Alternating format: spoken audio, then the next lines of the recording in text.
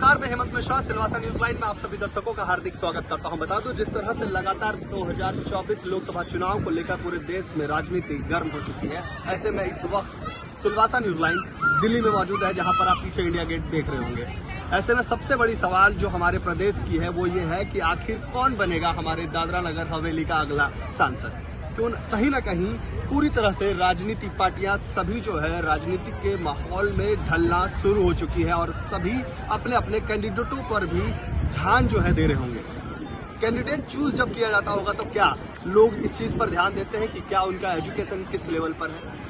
राजनीतिक उनकी जो रही है विचारधारा, राजनीति में वो किस तरह से कब से सक्रिय हैं, कितनी बार चुनाव जीते हैं या नहीं जीते हैं, नए हैं पुराने हैं, ये सारी चीजें इस पे बहुत मायने रखता है। और सबसे बड़ी चीज जो है वो ये है कि लगातार किस तरह से राजनीतिक पार्टी अपने इन कैंडिडेटों का चयन करती है। साथ ही साथ मैं आज आप लोगों से ये भी चीजें शेयर करना चाहूंगा कि जिस तरह से लगातार जब आप बात करेंगे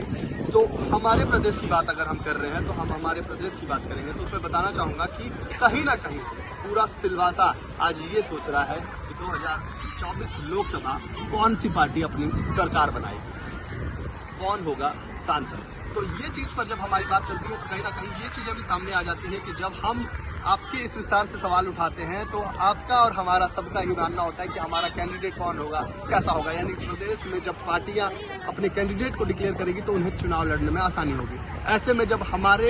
जो लेवल चल रहे हैं उसमें ये लेवल है कि जब आप दिल्ली में होते हैं, क्योंकि सरकार जब बनती है, सांसद जो बनता है, वो इसी लड़ाई जो चल रही है वो इसी दिल्ली के लिए चल रही है। यानी यहाँ पर जब पहुंचेगा वो प्रदेश का नेतृत्व जो है यहाँ पर आकर करेगा। तो ऐसे में सबसे जो चीज देखी जा रही थी वो ये थी, हाल ही में लगातार जो देखा जाए, हालांकि इस वक्त जो मौजूदा सांसद है वो श्रीमती कलाबेन डेलकर है, जो शिवसेना से प्रत्याशी है रही है और जीत कर जो है भारी मतों से वो विजय बनी थी। उसके बाद जब आज की बात की जाए तो आज माहौल कुछ इस तरह से है कि कौन होगा, कैसे होगा,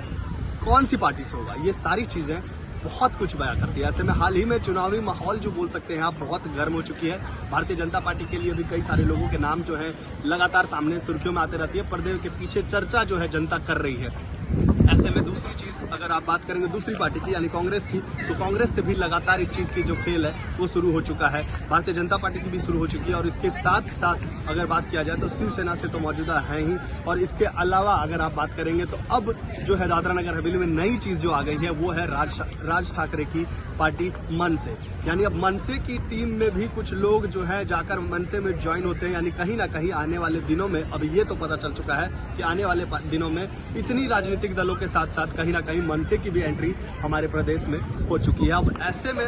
सोचना ये होगा कि जनता किस ओर है, यानी आप किसे सपोर्ट करते हैं। तो इसीलिए अगर आपके मन में कोई भी चीजें आती हो तो प्लीज आप इसे कमेंट बॉक्स में आप अपने जवाब को देते जाएं, ताकि हम उस पर अपने जो भी वीडियोस बनाएंगे, जो भी खबर पहुंचाने की कोशिश करेंगे, उसमें उनकी भी झलकें दिखाने की पूरी कोशिश करेंगे। तब तक फिर मिलेंगे अगले खबर में, तब तक ले जय हिंद, जय सिलवासा, जय दादरा नगर।